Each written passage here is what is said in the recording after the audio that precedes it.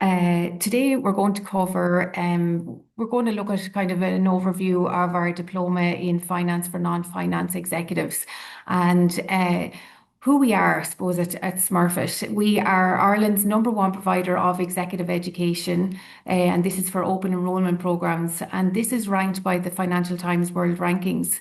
So it was announced just recently, last week, that we were number one again, and this is our 10th year in a row to hold that position.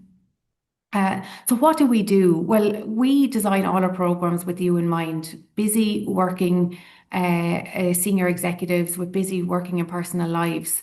And so what we have on offer then is all designed around you to make sure that you can fit it in. So we have part-time diplomas, and these are in topics like finance, strategy, coaching, leadership, AI and digital, and that's just to name but a few. And these are stackable. So you can do one on its own, or if you stack three together and do it within a 5 year time frame, you can qualify with a full master's qualification. Now, we understand sometimes you don't have the time to give to a diploma or a master's. And for you, we also have another offering. So we have short executive programs, and these are exactly that. They're short, they're snappy. The whole idea is that we want you to broaden your knowledge, broaden your skills, broaden your mindset, and then go back to your role and be able to apply everything you've learned and have impact. So for today's session, I am joined by Dr. John McCallig. John is the program director of our diploma in finance for non-finance executives, and he's going to take you through the program, what you can expect. And this program was designed because, senior executives came to us with this need, and they said, we are in finance meetings and we are not able to partake. I don't feel I have the confidence to partake. So that's why we designed this. And this year is going to be its 12th year running. So it's up and running a long time. And John will take you through it in more detail. We will take questions at the end. So please submit them in the Q&A function. And I am now going to hand you over to John. Thank you. Hi, good afternoon. My name is John McCallig, as Annabelle has said. I'm the director of the program, the Diploma in Finance for Non-Finance Executives. A brief introduction, I've been in UCD now about 33 years. I teach undergraduates and postgraduates and do research in UCD.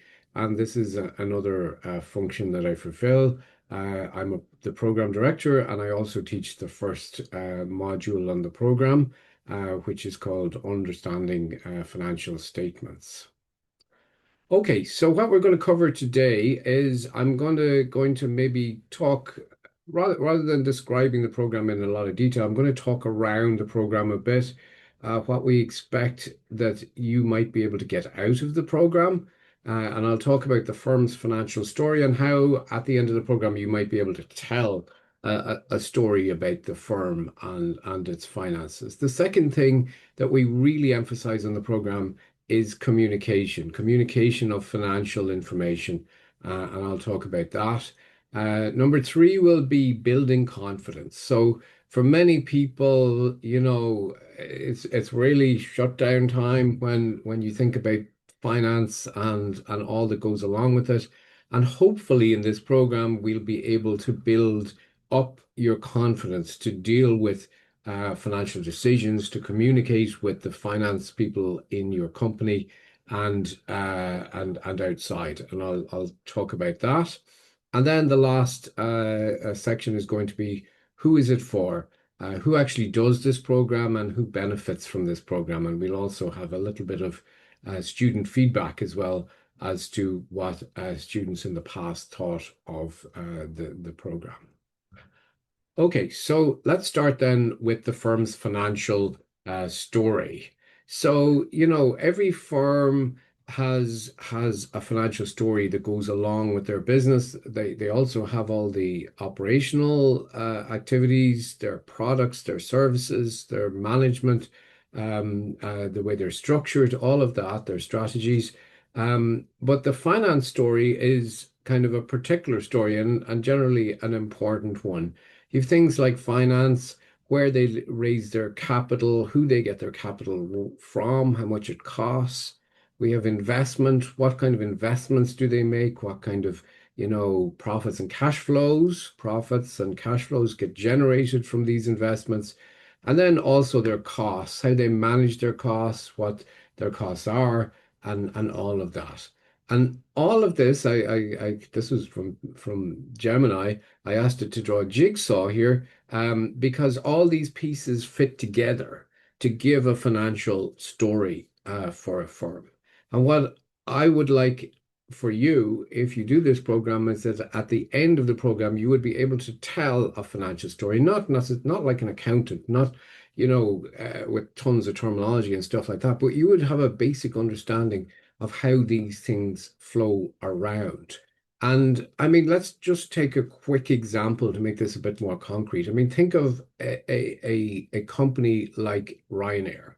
What is their financial story? How do they how do they do things? Well, their financing, they own most of their aircraft, and they can get financing no problem. They use a lot of internal finance as well that they have generated from their operations. And that means they can invest in exactly the aircraft they want. They're not dependent on leasing companies or anything like that. Um, they are obviously a low cost airline. The management of costs for them is extremely important, which leads to high profits and high cash flows. And all of this story fits together in a very, persuasive way that it is a, well-run, strategic company that knows what it's doing and is generating high returns. Then you take basically any other European airline, with maybe the exception of EasyJet and Wizz, and you've got a completely different financial story. You've got, nobody will finance these airlines, even big ones like Lufthansa, struggle to get financing from conventional sources. They have to rely on leasing, which means the major investments they want to make, like aircraft, are kind of in somebody else's hands. The leasing companies decide what their fleet's going to look like more than they do. Um, their costs are high compared to, say, somebody like Ryanair, which means their profits are lower, cash flows are lower. That means they're not able to use as much internal financing as Ryanair is.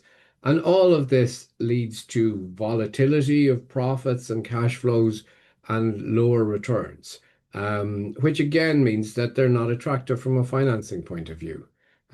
So you could have two different, two firms in the essentially the same industry with different financial stories.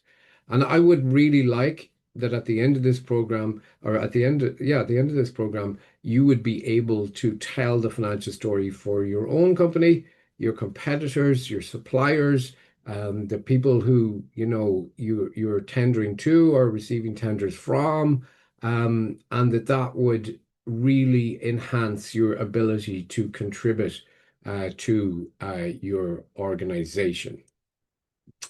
Okay, so the next thing I want to emphasize is about financial communication. So communicating about financial matters is, a little bit specialized.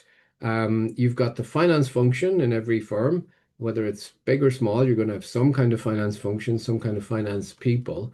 And the managerial people and the operations people have to communicate with the financial people over things like, the internal communication, things like budgets, P&L, profit and loss account. If you're really unfortunate, you might be, in a divisional head or something, and your costs might be going into somebody else's P&L. Everybody basically has to worry about budgets of some sort. Then investments, justifying investment in, new resources, people, or equipment, or actually, investing in another company or something like that. That has to be justified to the financial people in terms that they can understand and accept. And then planning and strategy. Planning and strategy are very important, obviously, and they always have a financial dimension. I mean, budgets are, the lowest form of this, but there's much more to it in terms of if the company wants to launch a new product, what are all the financial implications of that going to be? I always say when I'm, helping companies with these kind of problems that if your strategy doesn't have a strong financial plan behind it, you might as well be, writing a wish list or sending a letter to Santa Claus or whatever, because to get the benefit out of planning and strategy, you really have to know how it's going to be incorporated into the firm's finances. And then I guess external in. So you've got financial communication where you are looking at external finances, like the finances of suppliers, competitors. You might be evaluating tenders. We've had people in the construction industry on the module who were evaluating tenders all the time from subcontractors. And what they said was the program really helped them to understand in a much more sophisticated way what those the subcontractors' finances looked like. We had one guy on the program a few years ago, and he said that previously he had relied on the financial people to do that for him, and they did a very kind of quick job on it. Whereas he was able to, after taking the my module on the program, he was able to look at the subcontractors much more closely. And he said there was one in particular, and he just realized these people don't have the resources to carry out the kind of scale of subcontracting that we're talking about. Mergers and acquisitions is another external, where you're looking at external financial information. We had another person on the program who is part of an Irish SME in the retail sector that has some own stores and some stores owned by other people, and they were thinking of acquiring some of these stores. And he said the program really helped him in being able to evaluate the finances of the what they were acquiring. The sellers wanted to, just base things on a multiple of EBITDA, which is a particular financial measure, but he was then able to take a much more holistic view of what was going on and look at profits, at cash flows, at resources, and how their financial story fitted together to give them a much better idea of what the company was actually worth and what they should be paying for it. You've got external out communication to customers, investors and stakeholders. Obviously, investors are very important people to keep informed. We've had examples of people on the program who worked for companies where the investors, and we have quite a few people from Irish PLCs. We've had, vice presidents of operations from at least two PLCs. And then we have a range of other people as well, people who are divisional heads, people who are managers in SMEs or CEOs in SMEs. So a wide variety of people. I'll talk about more about that in a minute. But investors were looking in this company very closely at how quickly the company was um, uh, collecting its debts from its debtors or receivables. And this was causing problems at operations because the finance people were constantly harassing the operations people to follow up on debts. And essentially, it was kind of a communication problem in that the operations people did not understand how critical this was for the PLC to be able to show, steady cash flows coming in from the debtors for all kinds of reasons. And, I mean, I guess when the operations people understood better what the finance people were concerned about, then things started to function an awful lot better. Um, Obviously, looking at customers as well and seeing what kind of how their finances are going. Are they going to be able to pay their debts and stuff like that? That is something that a lot of people on the program have been interested in. One other example, a lady that was on the program who was the divisional head of a division of an Irish PLC, and they were providing, they were installing products in other businesses. And one of the problems was that the PLC was concerned about how much finance they were taking up doing this. And after, taking the program, this lady was able to say, clearly work out that it was inventory that was the problem.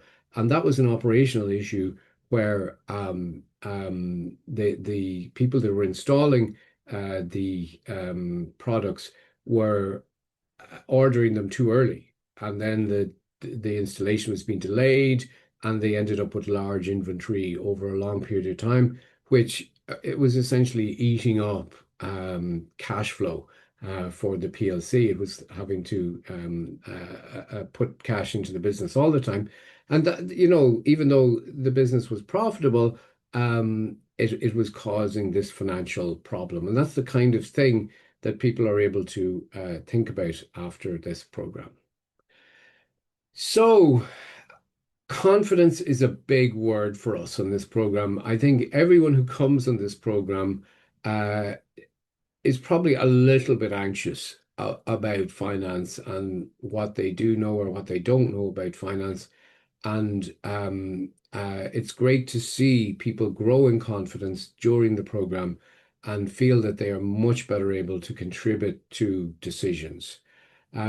So what we would hope is that people will get the big picture on finance, like the first diagram I showed, that they will have the language and terminology, not like an accountant would, but enough language and terminology to understand what accountants are talking about and to have a fruitful discussion with the accountants back and forth while people are able to share, their operational knowledge, their managerial knowledge about what's going on and reduce the amount of conflict that sometimes happens from people using different language. Integrate a financial approach into your decision making. So be confident about, you know, tackling the financial side of decisions and thinking about them and maybe pulling in accountants to help you, but having the confidence to do that rather than being defensive and trying to, skip over the financial parts of decision making and contribute to ensuring a sound financial basis for implementing your organization's strategic plans and decisions. So, hopefully, at the end of the program, people will be able to um, uh, uh, contribute much more to strategic direction and incorporate, the financial dimensions of that. Okay, so. Who's it for? Well, this is a list of people. It's on the website as well if you want to have a look at it. We've had all kinds of people in the past. We've had owner managers of SMEs.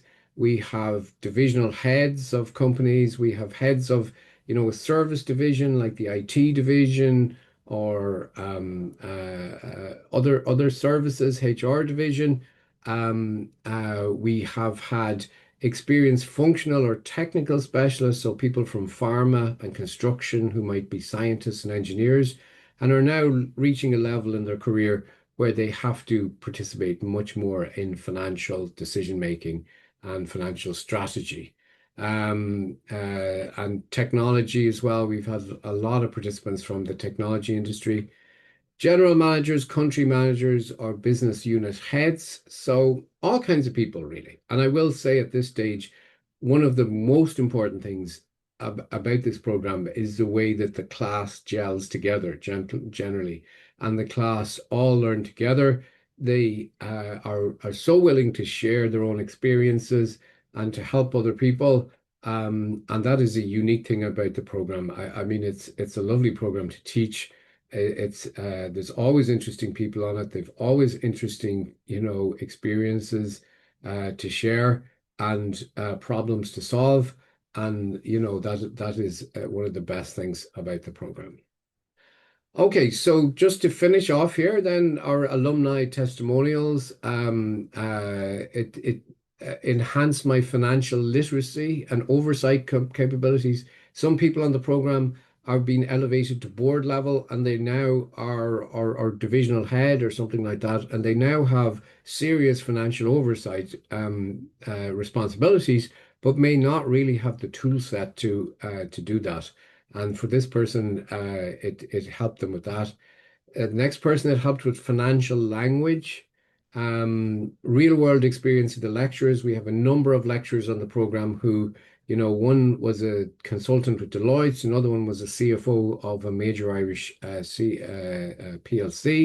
And then we have some academics as well, but the academics we have, like myself, are very focused on the practicalities rather than the theory.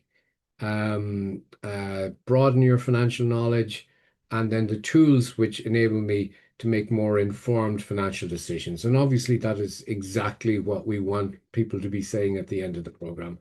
And I've been running the program now for about 5 years. I can't recall anyone who really felt that this program didn't deliver for them. We obviously take feedback and we try and improve every year, but I can't remember anyone who was really not happy with what they got. Okay, so that's it from me. Annabelle's going to take a few questions now. Yes, so folks, I'd encourage you to put some questions into the Q&A if you have any. One that's come in already is I don't have a previous third level qualification. Can I still apply? And the answer is yes. So what the application process looks like is I send you out the dates, or they're on our website. If all the dates suit your diary, I then send you the link to the online application form. When you fill in that, if you are not a UCD alumnus, you upload, attach a copy of your previous qualification, and then some ID proof. If you don't have a third level qualification, you still go through the same process, and instead of attaching a qualification transcript, you attach a career portfolio form. And that's a form I send to you, and it documents your management experience. It's just we want to make sure that you have enough experience that you can partake in the classroom. And the whole idea in our classroom across all our programs is that you learn as much from each other as you do from the actual faculty. So that's the answer to that question. Um, John, another one that came in there, are there particular sectors that are attracted to this program or industries? Well, I suppose we have a wide variety of participants, but in particular, I guess people from technology, construction, engineering, who have a technical background in another discipline and are now kind of going up to the stage in the organization where they're becoming managers and have to deal with budgets and P&L and reporting finance to divisions and things like that. So that's one group of people. And then, there's a wide variety of other places people come from, all kinds of industries and all kinds of levels. As I said, we've had quite a few small business owners who are managing their own business and might not have full-time financial help. And we also have divisional heads, managers of all kinds of different businesses. We've had quite a few, I'd say, from pharmaceuticals and technology. Hmm. Another question here is around the workload. So obviously, as I said at the beginning, we understand that you're senior executives and that you have very busy lives. So about fitting this in, then we don't have any exams across all our diplomas except for the diploma in corporate governance. But John, in terms of workload and assignments for this particular program, can you give us a little bit of information about that? Well, what would generally happen is that you would do some pre-reading for every two, in my case, that's watching videos and things like that before you start the 2-day module. And then at the module, we'll introduce the assessment to you. And it generally is made up of two things. And the first thing is a learning log, where you talk about over the next couple of weeks how you used what you learned in the module in your business situation. And then the second part of assessment is usually a more, and in my case, for the first module, it is you do a review of a company from a financial point of view. It's like what I talked about there with the financial story. You try and tell the financial story of an organization. It could be your own organization, a competitor, a customer, or just an organization that you're interested in. And I mean, it's about 2,000 words maybe. So it would be an investment of, I don't know, about 10 hours of work, I'd say, for most people, to complete that. So, it is a considerable commitment. And but if you're going to get the benefit of a program like this, you can't just attend and not have, these kind of assessments afterwards that make sure that you're able to apply what you've learned in the module. Mm. And actually, somebody else just came in there and asked, how often does this program run? So that brings me on nicely to this slide that you have there.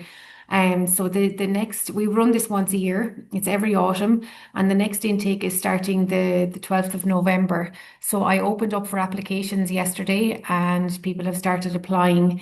And I will send follow up after this with the recording, and also if you want to get in touch with me, then if you'd like to learn more or apply.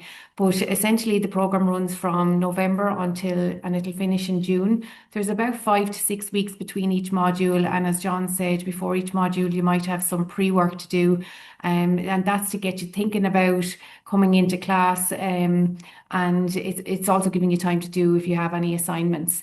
So it's over a period of about 9 months. It's delivered here in person at Smurfit Executive Development. So we're at the Blackrock campus. It's a level 9 diploma. So that's a master's postgraduate level. Postgraduate level diploma.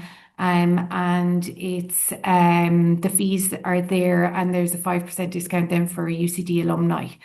Um, and that I don't think there's any other questions. So after this, I am going to send a follow-up with the recording, and I'll send all this helpful information as well. And if you are interested in applying, please do reach out to me, and we can set up a call if you want to learn more. I'm sure John is available if anyone has any specific questions. And yeah, if you're happy, then we can finish up and let you back to your lunch and some sunshine. Mhm. John, thank you so much for today. And folks, thank you for turning up, and hope you got all the information you needed to make your decision. Thank you. Thanks very much. Bye bye. Bye.